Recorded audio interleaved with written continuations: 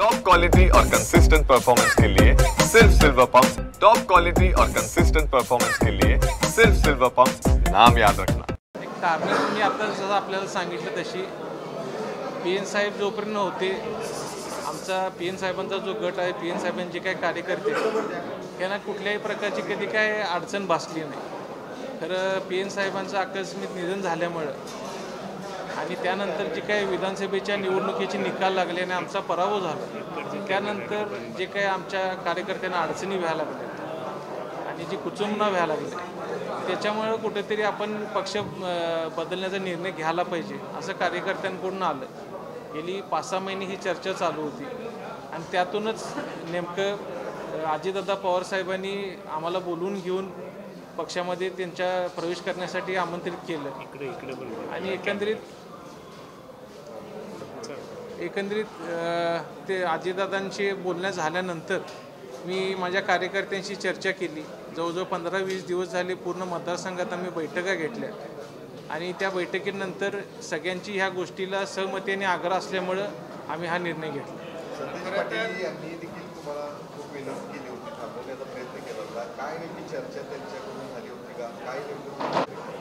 त्यांचा मला फोन आला होता आणि मी आणि माझे बंधू त्यांना भेटायला गेलो होतो।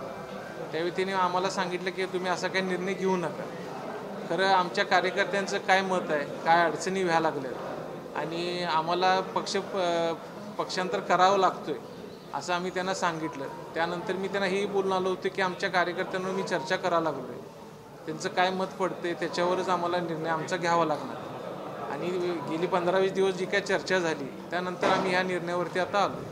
पण PN साहेबांना देखील अनेकदा पराभवाला सामोरं जावं लागलं, मात्र ते तडजोड केली नाही। खरं तर काँग्रेसची निष्ठावंत देशभर त्यांची ओळख होती। असं असताना वर्षभर त्यांना जाऊन नुकतेच झालेले आहेत।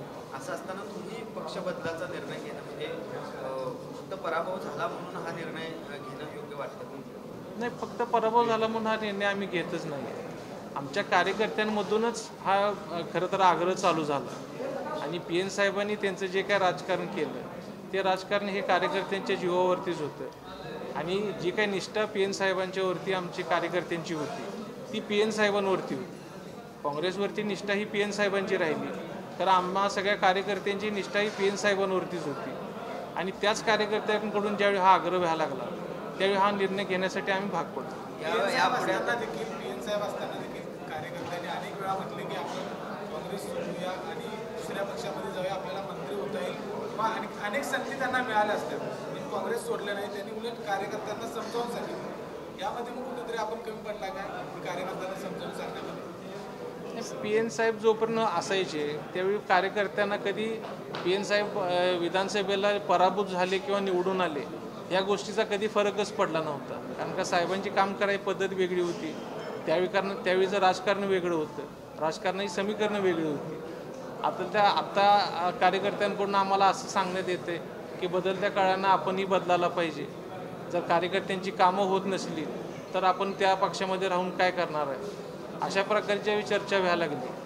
त्यावेळी आम्हाला या निर्णयावर यावं लागलं। महायुतीमध्ये असणार आहे आणि महायुतीमध्ये तुम्हाला तुमच्या पारंपरिक विरोधकांना किंवा तोड करावी लागणार आहे, कशा पद्धतीने मग आम्ही ज्या काही निवडणुका असतील ती जरी आम्ही राष्ट्रवादीमध्ये उद्या प्रवेश करत असलो तरी PN पाटील गट म्हणूनच आम्ही निवडणुका लढवणार आहे, अशा पद्धतीचं आम्ही अजितदादा पवार साहेबांना सांगून आलो।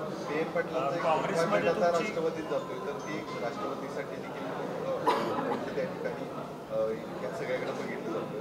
ह्या सगळ्या पार्श्वभूमीवर तुम्हाला काही ऑफर किंवा काही शब्द दिला गेला की राष्ट्रवादीकडून त्या संदर्भात हा निर्णय? माझ्या वडिलांनी 40-45 वर्ष जे काही राजकारण केलं त्यामुळे त्यामध्ये त्यांनी कधी काँग्रेस पक्षाकडून कुठलीही अपेक्षा केली नाही आणि त्याच पद्धतीनं आम्ही आज ज्यावेळी पक्षांतर करतोय अजितदादांकडे आम्ही कुठल्या अपेक्षेनं जात नाही आहे। माझी एवढीच त्यांना अपेक्षा राहिली आणि सांगितले मी त्यांना क्लिअरली की आमचे जे काही कार्यकर्ते आहेत ज्याप्रमाणे PN साहेबांनी त्यांची कामं करत राहिले त्या पद्धतीनंच मला त्यांची कामं करत राहायला पाहिजे आणि त्यासाठी आपलं बळ मला लागणार। काँग्रेसमध्ये तुमची घुसमट कुठेतरी होत होती, तुम्हाला वरती येऊन दिलं होती?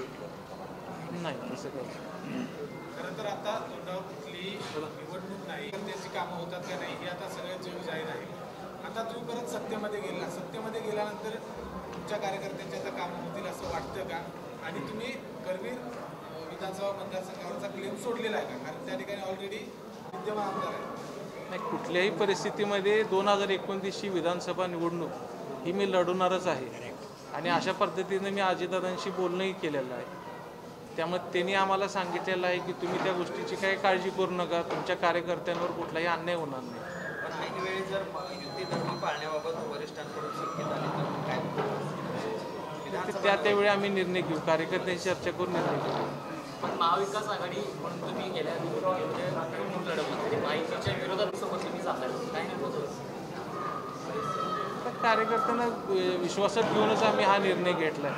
नाही, एका बाजूला वोट चोरीच्या संदर्भात राहुल गांधी असतील, काँग्रेस असेल किंवा महाविकास आघाडी, इंडिया आघाडी या सगळ्या गोष्टी पुढे जाताना आणि म्हणूनच ती निवडणूक लढवली होती. तुम्हाला तसं वाटतं का तुमच्या मतदारसंघामध्ये तसं काही झालं? त्या भूमिकेबद्दल काय वाटतं? गॅप जो होता तो राज्यभर. आता त्याच्या बाबतीत मी पण कोर्टामध्ये गेलेलोच आहे, ती प्रोसेस चालू आहे. आम्ही कुठं त्याच्यामध्ये माघार घेतलेलीच नाही.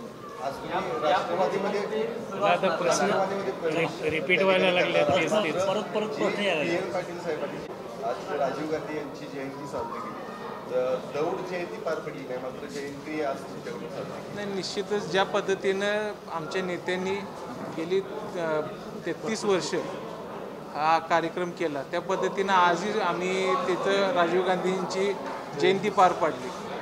आणि जो दौडचा कार्यक्रम आहे किंवा जो आम्ही 20 ऑगस्टला कार्यक्रम घेत होतो, तो कार्यक्रम आम्ही आता इथून पुढं 6 जानेवारीला PN साहेबांच्या जयंती दिवशी आम्ही घेणार.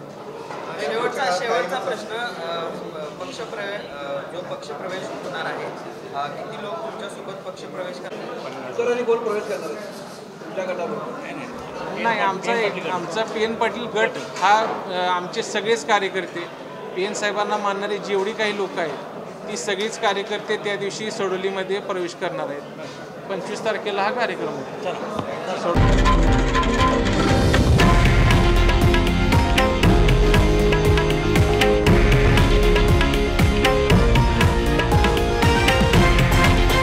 हे आहे देशातील नंबर 1 न्यूज नेटवर्क आणि आपण पाहत आहात TV9 मराठी, एकमेव.